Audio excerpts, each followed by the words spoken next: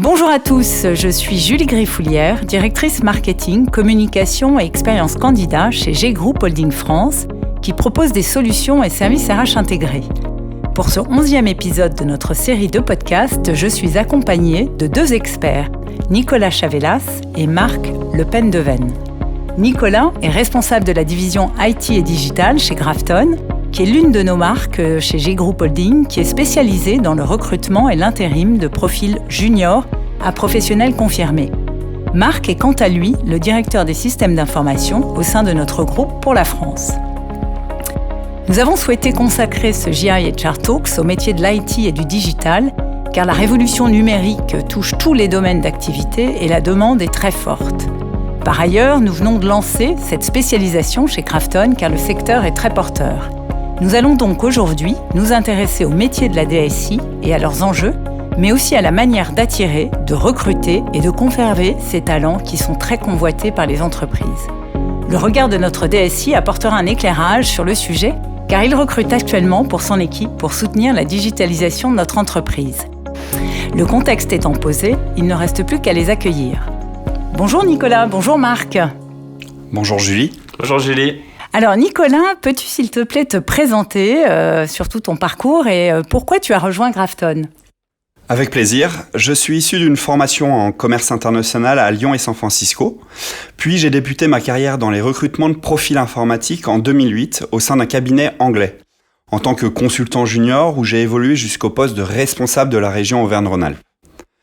En 15 ans d'expérience entre Paris et Lyon, j'ai ainsi pu vivre de proche l'évolution du monde informatique en France. J'ai toujours apprécié les challenges dans mon métier et développer un projet vertical comme celui de Grafton a été une évidence pour moi. Faire partie d'une dynamique nationale au sein d'un groupe international est très stimulant au quotidien. D'accord, et alors en tant que responsable de la division IT et Digital chez Grafton, peux-tu nous expliquer les métiers et les secteurs sur lesquels tu interviens ? Oui, notre équipe intervient sur l'ensemble des métiers de la chaîne informatique.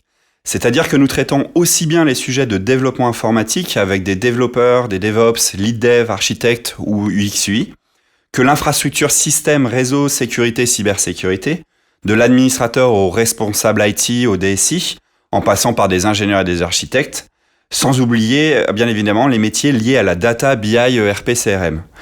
Pour information, j'ai d'ailleurs débuté ma carrière sur ces métiers qui ont connu une évolution importante en France en une dizaine d'années. Quels sont tes donneurs d'ordre chez tes clients, la DRH ou la DSI ? Bonne question Julie. Au vu des spécificités liées au recrutement de profils dans l'IT, j'ai pour habitude d'échanger régulièrement avec les services informatiques pour bien comprendre leurs besoins et enjeux, car chaque entreprise a une organisation singulière de son informatique. Cependant, par la nature même de notre activité de recrutement, il me semble essentiel que le partenariat soit établi à l'origine avec les ressources humaines pour définir un cadre précis de notre collaboration. Donc je dirais au final, Julie, que DRH et DSI sont complémentaires pour permettre une relation à long terme efficace. Et alors, quels sont les bénéfices pour les entreprises d'externaliser ce type de fonction par rapport à une gestion en interne ? Le secteur informatique est très vaste et complexe, représente une grande diversité de métiers. C'est un environnement exigeant et technique demandant une bonne compréhension de son écosystème. Au sein même d'une DSI, nous pouvons recruter différents types de développeurs, par exemple. Nous sommes depuis quelques années sur un marché de recrutement dit de candidats. C'est-à-dire qu'il y a beaucoup plus de besoins en recrutement que de candidats disponibles et en recherche. Ce qui a pour incidence que les candidats à l'écoute ne sont pas forcément visibles sur les CV Tech classiques. Cela demande donc un travail de longue haleine, de recherche, de création et de gestion d'un réseau.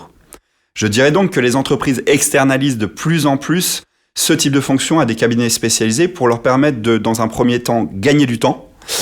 Au niveau de la DCI, cela permet de se concentrer sur son activité principale et gérer ses projets SI de l'entreprise. Et au niveau RH, c'est un peu pareil. Recruter un profil sur l'IT nécessite des journées, voire même des semaines complètes à chercher, contacter, qualifier des candidats potentiels sans en avoir l'assurance de trouver au final. Confier ces recrutements permet donc d'obtenir des candidats de qualité bien plus rapidement et par ricochet de se concentrer sur les autres responsabilités d'un service RH. Dans un second temps, accéder à un réseau de candidats pas forcément accessible lorsque ce n'est pas notre expertise.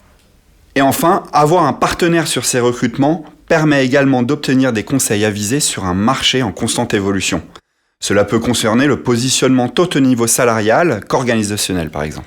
Merci. Alors Marc, ça serait intéressant que tu nous fasses part de ton expérience sur le sujet, car tu recrutes actuellement. Alors, as-tu confié tes postes à la DRH ou à Grafton ? Mais peut-être avant de nous expliquer tout ça, est-ce que tu peux te présenter brièvement ? Oui, bien sûr, Julie. J'ai rejoint GI Group Holding France il y a 1 an, en juillet 2022. Avant cela, j'ai travaillé pendant presque 10 ans dans le conseil en organisation au sein de DSI, dans des groupes du CAC 40, sur des sujets liés à l'architecture, à la data et aux transformations digitales plus largement. J'ai effectivement confié 2 postes à Grafton, donc un poste de PMO, donc Project Management Officer, et un poste de référent data. J'ai choisi de les confier à Grafton pour 2 raisons principalement, 2 raisons que Nicolas a déjà citées. La première, c'est la rapidité. Donc, dans l'informatique, en général, du fait de la pénurie de certaines compétences, il est très courant d'avoir 3 mois de préavis. Or, si l'on prend en compte cette durée, avoir une rapidité d'identification du bon profil et de formalisation du recrutement est primordial si l'on souhaite recruter rapidement, ce qui était mon cas. La deuxième raison, c'est l'efficacité. À mon sens, le domaine de l'informatique, c'est un domaine qui est très vaste. Il est comparable à l'urbanisme d'une ville. Nous avons les développeurs qui construisent les structures, les architectes qui définissent l'organisation et la cohérence, les experts fonctionnels qui s'assurent que les structures répondent aux bons besoins, etc. Et comme dans la construction d'une ville, au sein d'un domaine, les expertises sont nombreuses et très différentes. En conséquence de quoi, il semble compliqué pour quelqu'un qui ne connaît pas ce domaine de pouvoir trouver et ensuite recruter sur des compétences très spécifiques et surtout qui ne parlent pas à quelqu'un d'extérieur. Notre direction des ressources humaines est néanmoins impliquée dans le process pour s'assurer de l'adéquation des profils sélectionnés à la culture et au projet de l'entreprise. C'est déterminant pour favoriser la réussite des futurs recrues à leur poste. Je te remercie. Alors, comment s'est passée ta collaboration avec Nicolas ? Donc très bien, nous avons échangé presque tous les jours, d'abord pour permettre à Nicolas de bien appréhender mon besoin en déroulant quelques CV et en les commentant, puis ensuite en échangeant sur les candidats identifiés. Et alors, quels sont les éléments essentiels que les entreprises doivent prendre en compte lorsqu'elles recrutent des profils dans l'IT et le digital ? Y a-t-il des spécificités à prendre en compte ? Vos avis respectifs m'intéressent, mais on va peut-être commencer avec toi, Nicolas, sur le sujet. À mon sens, la première chose qui me vient en tête concerne le télétravail. En effet, les profils en informatique ont été précurseurs en France, sachant que l'on en parlait déjà bien avant 2020. S'ouvrir au télétravail va permettre d'attirer un plus grand panel de candidats potentiels dans le secteur de l'informatique. Ensuite, il ne faut pas être frileux également à recruter un profil qui ne coche pas forcément toutes les cases et promouvoir la montée en compétences. Nous sommes sur un marché de passionnés qui souhaitent constamment enrichir leurs compétences et connaissances. Enfin, il me semble important de prendre en compte le fait que les candidats sont sursollicités. À ce jour, c'est bien l'entreprise et le projet proposé qui doit séduire le candidat et non l'inverse. Cela signifie également qu'il faut être vigilant sur la durée de notre process de recrutement. Et toi alors, Marc ? C'est difficile de répondre à cette question parce que ça varie énormément d'un type de poste à un autre. Mais si je devais nommer une qualité essentielle, je dirais qu'il faut être orienté solution avant tout. Il faut constamment s'interroger sur la façon dont on peut apporter une solution à un problème donné. Et alors Nicolas, quelle est la durée moyenne d'un processus de recrutement sur ces types de profils ? C'est très variable, sachant que l'informatique est vaste, comme on l'a dit précédemment. Plus le besoin est, disons, exotique, plus il va être long. Tout dépend également du processus de recrutement et de la prise de décision. Si nous arrivons à combiner dans un laps de temps assez court de quelques jours l'entretien avec la direction informatique, l'entretien avec les ressources humaines et la décision finale, nous pouvons gagner un temps précieux. Je dirais ainsi qu'en moyenne, il faut compter 1 à 2 mois, mais cela peut être aussi fait en 2 semaines, tout comme en 6 mois. L'important est que le process soit cadencé. Il est indispensable de garder un lien entre les parties prenantes et qu'il n'y ait pas de temps mort ou sans réponse.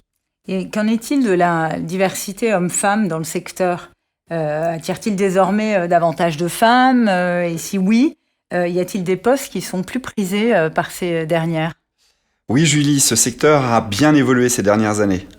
Il y avait également cette image de l'ingénieur informatique derrière ses écrans toute la journée. Mais à vrai dire, je n'ai jamais vraiment compris pourquoi ces métiers attiraient plus d'hommes, car on parle de profils scientifiques qui demandent réflexion, action, communication, innovation. Ce sont presque des artistes qui permettent à une entreprise d'évoluer. Heureusement, nous avons connu ces dernières années une hausse significative de femmes dans ce milieu. Nous voyons de plus en plus de femmes dans les écoles d'informatique, ce qui est un excellent signe. À ce jour, il est plutôt courant d'échanger avec des femmes sur des postes en lien avec la data, mais aussi le développement, tout comme des postes de gestion de projet, PMO notamment avec Marc, ou assistance à maîtrise d'ouvrage. En revanche, l'expertise en infrastructure est encore majoritairement masculine. Et qu'en est-il de la rémunération ? J'imagine qu'elle s'envole compte tenu de la forte demande sur le marché. Et quels sont les métiers les mieux payés ? C'est peu de le dire. Ces 3 dernières années, la rémunération des profils en informatique a très nettement augmenté. On parle parfois de plus 10 à 20% par an. En effet, la forte demande en est une des raisons, mais pas que. Dans un contexte digital fort, l'informatique peut être aujourd'hui une clé de réussite au bon fonctionnement d'une entreprise et ses fonctions sont perçues comme stratégiques à ce jour. Les salaires peuvent aller de 30 000 euros à plus de 100 000 euros en fonction du poste et de l'expérience. Par exemple, un profil avec 2 ou 3 ans d'expérience, selon le domaine, peut être supérieur à 50 000. Prenons aussi l'exemple de la cybersécurité qui est relativement récente en France. Ces profils sont rares, mais essentiels pour les sociétés, avec des salaires qui peuvent dépasser les 70-80K, voire bien plus. Les profils en data business intelligence, alliant technique et fonctionnel, c'est-à-dire une bonne maîtrise du fonctionnement d'outils avec la possibilité de mettre les mains dans le cambouis, comme on dit, et une bonne compréhension des enjeux opérationnels avec des sujets de gouvernance peuvent également atteindre des salaires élevés. On pourrait citer également les architectes solutions d'entreprise. Mais je dirais que la plus forte progression ces dernières années provient du monde des développeurs. Auparavant, un salaire pour un profil confirmé entre 35 et 45 était plutôt commun. À ce jour, cette tranche ne concerne presque plus les jeunes diplômés. Enfin, la poussée sur ces marchés de profils freelance a également nécessité une adaptation au niveau des salaires pour permettre de rester un minimum compétitif en interne. Et alors, dans le marché actuel où les candidats ont souvent plusieurs propositions d'emploi en même temps, quels sont les principaux critères de sélection pour choisir un poste plutôt qu'un autre ? La rémunération est-elle déterminante dans le mix ? Alors oui, la rémunération est bien sûr un point important, mais je dirais qu'il n'est pas toujours le principal. Le choix est un mix entre le projet proposé, la raison du recrutement de l'entreprise, la flexibilité et le secteur d'activité. Le projet proposé, notamment, permet-il de travailler sur des logiciels récents, sur des projets innovants avec une vision à long terme ? L'essence même du poste est un levier de sélection également. Parlons-nous d'une création de poste ou d'un recrutement en cours de projet dans le cadre d'un remplacement ? La flexibilité tant au niveau télétravail qu'organisation et méthodologie est un critère pouvant jouer en faveur ou en défaveur. Un candidat souhaitant travailler au sein d'une organisation agile ne va pas accepter un poste ne le permettant pas. Enfin, le secteur de l'entreprise peut avoir une influence. Certains candidats vont préférer travailler dans le conseil pour diversifier leur mission. D'autres vont souhaiter évoluer au sein d'une DSI d'entreprise pour s'investir et évoluer à terme. Alors, c'est pas le tout de recruter, mais encore faut-il que les entreprises soient en mesure de conserver leur talent dans un marché qui est particulièrement tendu. Quels conseils donnes-tu aux entreprises ? C'est en effet un des défis actuels. Conserver les talents est un sujet crucial, sachant qu'ils sont contactés constamment pour de nouvelles opportunités. Déjà, mon premier conseil, et c'est valable pour tous, est d'écouter et de communiquer. On se rend compte souvent, bien trop tard, qu'un talent est sur le départ, alors que nous aurions pu trouver une solution avant qu'il débute ses démarches de recherche. Il y a ensuite, selon moi, je dirais 3 leviers principaux à respecter si l'on ne souhaite pas connaître un turnover important. Tout d'abord, le critère rémunération. S'assurer que nous sommes en phase avec le marché et proposer des évolutions salariales d'année en année si possible. Ensuite, s'assurer que la flexibilité proposée au candidat, aux salariés, soit adaptée à son besoin et soit évolutive. Et enfin, éviter la monotonie technologique. Des projets de build, par exemple, permettent de fidéliser. On se rend compte régulièrement que lorsqu'un projet est terminé et que l'on rentre dans de la maintenance, du run, sans réelle perspective, les candidats commencent à ce moment à être sensibles aux autres opportunités.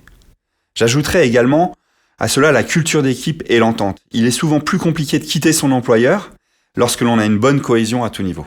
Effectivement. Alors, Nicolas, ce secteur évolue très rapidement. Comment fais-tu pour te tenir au courant des dernières tendances et de l'évolution du marché et des métiers ? Oui, en effet, c'est ultra dynamique comme secteur. Et grâce à notre réseau de candidats et clients, nous pouvons rester à jour. Il est toujours appréciable de passer du temps avec eux en sortant un peu du process classique de qualification. Participer également à des événements, des meet-ups, des webinars permet de ne pas se laisser distancer. Il est également important de partager au sein même de notre équipe. Nous sommes constamment en contact avec les experts du secteur et partager en interne les dernières infos et tendances est primordial. Être recruteur dans l'IT nécessite de l'intérêt dans ce secteur. Et il n'y a aussi pas de mystère pour se tenir à jour. Il faut simplement se renseigner et lire des articles et des revues spécialisées. Et alors, en 15 ans d'expérience en tant que recruteur dans l'IT et le digital, comment a évolué la place de la DSI au sein des organisations ? De l'ombre à la lumière. C'est beau. Je me rappelle, il y a 10-15 ans, les équipes informatiques n'étaient pas au centre des entreprises. Souvent perçues comme un centre de coûts non essentiel où nous pouvions voir le bureau IT excentré par rapport au siège d'une entreprise. Je me rappelle même être allé à la rencontre d'une équipe infra, pour la petite histoire, qui travaillait dans les sous-sols de l'entreprise à côté de la salle serveur. Mais cela a bien changé. Aujourd'hui, dans de nombreux secteurs d'activité, l'IT est perçu comme central et se doit d'être compétent pour contribuer activement à la pérennité d'une entreprise. La sécurisation de ses données, sa sensibilité sur la toile, mais aussi son rôle pour faciliter le travail au quotidien des métiers de l'entreprise et gagner en productivité et performance sont primordiales, pour toujours avoir un coup d'avance et ne pas se laisser distancer par le marché. Et alors Marc, est-ce que tu as quelque chose à ajouter sur ce point ? Non, je suis en phase avec tout ce qu'a dit Nicolas. Dit différemment, la DSI était vue il y a 15 ans comme un centre de coûts composé de techniciens passionnés, de geeks, sans grand lien avec les besoins business de l'organisation. Là où désormais, il s'agit d'un partenaire à part entière, stratégique même, qui pourra créer de nouveaux leviers qui permettront au business de générer des nouvelles opportunités et d'ouvrir des nouveaux marchés. Et alors, quels sont les nouveaux métiers qui sont apparus ces 3 dernières années ? Ils sont si nombreux, Julie. Le secteur du développement a bien évolué. On parlait auparavant de développeurs back ou front, et c'est tout. Dorénavant, nous parlons de dev full stack, de DevOps, Scrum Master, Lead Tech.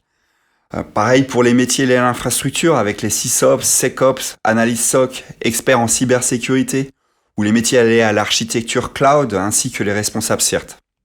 Enfin, les métiers de la data ont beaucoup évolué. Il y a quelques années, quand j'avais débuté, nous avions essentiellement des ingénieurs BI, MOE ou MOA. Dorénavant, nous parlons de data analyst, data scientist, ingénieur big data, data performance, ingénieur en intelligence artificielle et ainsi de suite. C'est une bonne transition pour moi, effectivement, parce que Marc, tu participes à la conduite de la digitalisation de notre entreprise.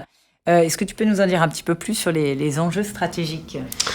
Oui, donc on a des enjeux qui sont multiples. On a d'abord un enjeu de rationalisation et d'uniformisation, des outils, des ressources, des moyens digitaux qui sont mis en œuvre dans le cadre de l'évolution de l'entreprise à un niveau global. On a un enjeu d'automatisation, donc chercher à automatiser le maximum de tâches répétitives et chronophages aujourd'hui et qui n'ont pas de valeur ajoutée à être réalisées par un humain.